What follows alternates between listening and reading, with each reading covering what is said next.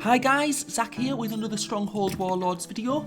In this video I'm going to go through how I start matches when I have 1k gold and 10 minutes peacetime.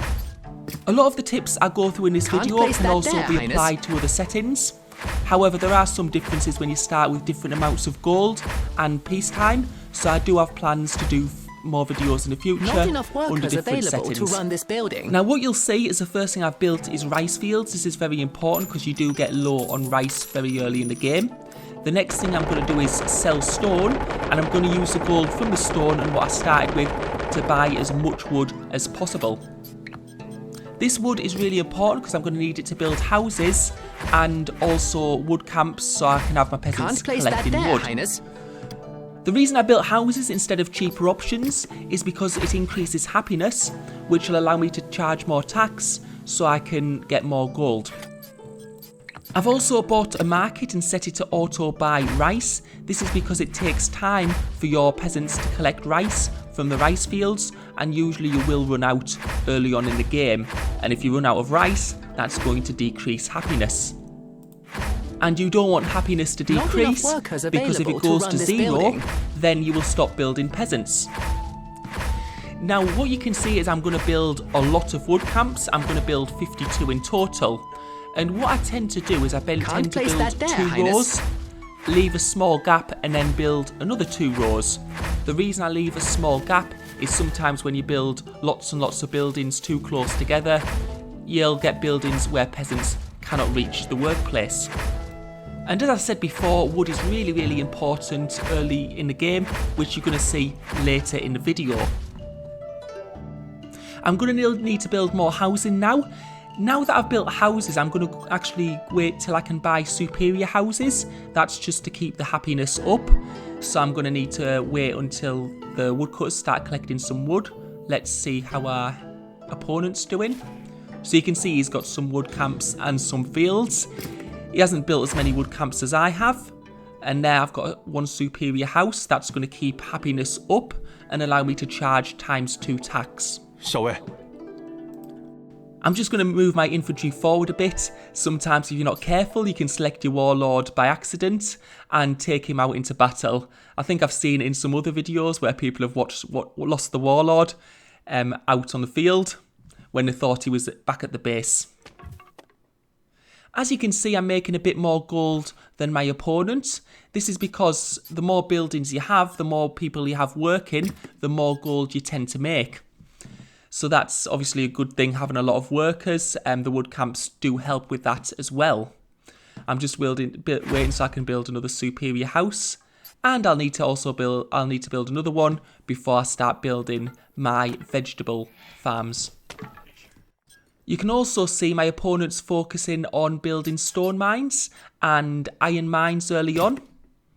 They are useful for later in the game, but I tend to find I play better if I build wood early on. Wood needed, Your Excellency. Stone is very useful for building walls and towers, and iron is needed to build some of the more advanced weapons so you can make units from the barracks. Now you want to build up your buildings as soon as possible, because the sooner you build them, the sooner you'll get tax from the workers. I'm also going to build my military academy, which is going to build horse archers early on. And this resync thing seems to happen at least once every game for some reason. Horse archers are really powerful early in the game. The counter for horse archers is other cavalry, but other cavalry takes quite a while to get because you need to build stables and they need a lot of the advanced weaponry. So horse archers can be very powerful early on. So after spending my initial gold on wood, all the gold I make from now on, I'm going to be spending on building more horse archers.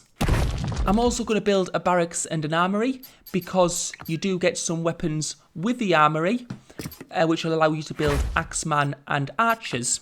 You do need to build other buildings if you want to make axes and archers for the armory, but you can also use gold to buy extras if you need it. However, I'm just going to build 10 axemen and 10 archers, and then I'm going to spend the rest of my gold on horse archers. Right now that I've built my vegetable farms and tea plantations, I'm just building some houses, and I'm going to build some silk farms and factories to make clothes. The reason I make a variety of goods is because the more types of things you make for your citizens, the happier they are. And the happier they are, the more tax you can make, as I said earlier. So I've got my tea plantations, vegetable plantations. I'm going to make these clothes factories, and then I'm going to have pig farms for meat. And once all those factories and farms are producing goods, I will be able to charge ×4 tax, and you do get extra tax anyway the more people you have working.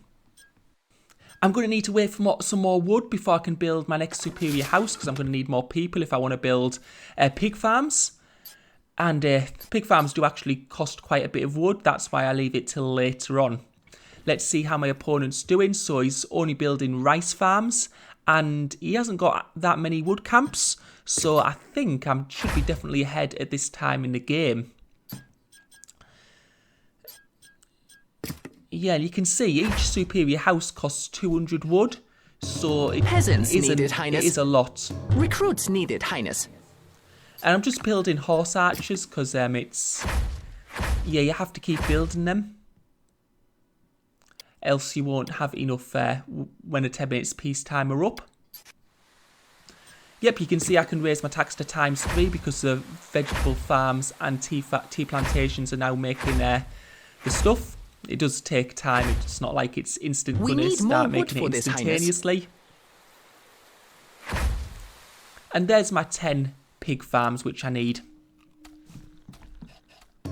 Peasants needed, Highness. And now I've built the buildings I want, the main focus now is on building troops. I need to make sure I have a decent army for when peacetime is up. Now what I'm going to build is I'm going to build a couple of stone mines and an iron mine, so I have some stone and iron coming in. This could be important later on if I want to build walls or I want to build more advanced weapons. I'm just going to put another superior house down. This is quite important later on because it allows your peasants to build up to larger numbers, so you can build a lot of troops at once if you need to. It's not so much important now, but later in the game when you can't micromanage as much when you're fighting, then it'll become more important. I'm also going to build some axemen. Needed, Highness. The advantage of having axemen is that they're really good at melee combat and they can help protect your archers. And the foot archers are very good for protecting towers and buildings because they can sit on the top of towers and fire downwards. Horse archers have a lot of manoeuvrability, which you'll see later on. And I'm building 10 axemen and 10 archers extra because that's the amount of axes and bows you get with the armory. You can buy more, as I said earlier, or make buildings to make them. Now when I looked at my opponent just there, I could see he was building spearmen. They tend to be the weakest type of melee combat, so my axemen will have a big advantage over them.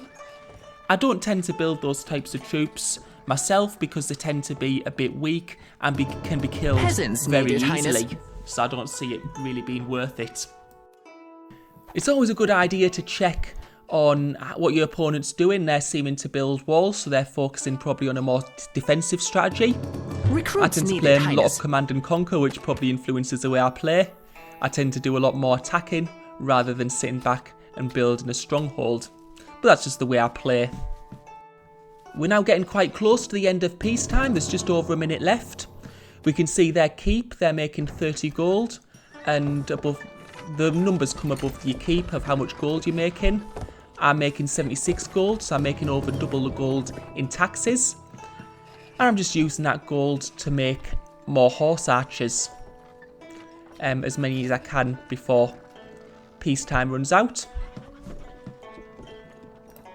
You'll notice I'm taking all my units to the bottom right. I'm going to attack the bottom right warlord early on. They do actually give you gold, that warlord, but that's not why I'm attacking them.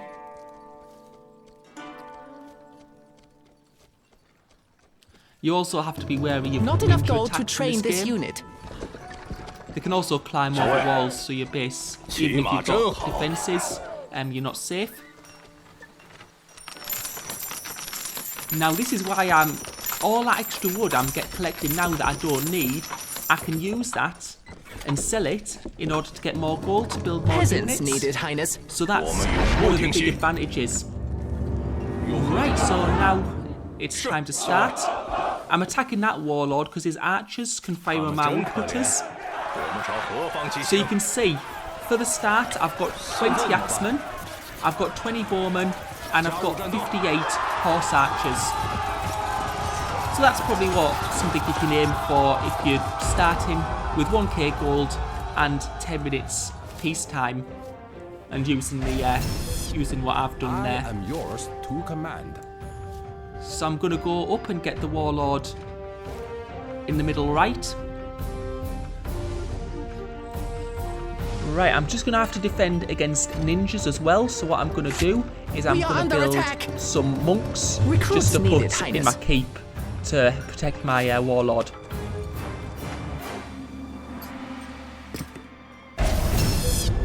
Just building another. A new master. Right, it looks like my enemy's also out of the base, collecting other warlords. One of the other advantages of warlords, apart from the perks, is the fact that you can build siege camps. I am yours to command. Near their base. And I'm going to use that siege camp to build a type of unit called a mantelet. Now, mantelets are very useful because they allow you to take units and fire upon towers, because what mantelets do is they defend your troops against arrows firing from other enemy archers. And the spearmen here, I'm just going to kite them with my... And yeah, they have got quite low armour, so they will... Yeah, you can see they're all dead. And my axemen would have been stronger anyway. So now that I've got my mantlets, I'm going to go near their keep, and even though their archers are on higher ground, I should be able to defeat them because my mantlets will provide some protection for my archers on the ground. At your service. It does make a big difference. And my axemen can attach the entrance. Yeah, I think they're sending some troops out to try and attack my axemen, but they'll have my archers support. You can see all the archers in the keeper base dead now. And you can see from their barracks they're producing armoured knights. Now they're a bit stronger than axemen, so they're going to be a bit harder to kill. You get those from producing, either from buying things from the armoury, or by building buildings which produce swords and armours. Now, one of the big disadvantages of these heavily armoured knights is, although they're quite good in hand-to-hand combat, they're very, very slow, so I can just kite them with archers. And looks like they've attacked me with ninjas, which my monks are protected, so yeah, and he's given up. Thanks for watching, hope you enjoyed the video. Anyway, that's just how I play. There are other good strategies people can use, and some of the stuff may become outdated over time as more people play and people come up with other strategies that you can use.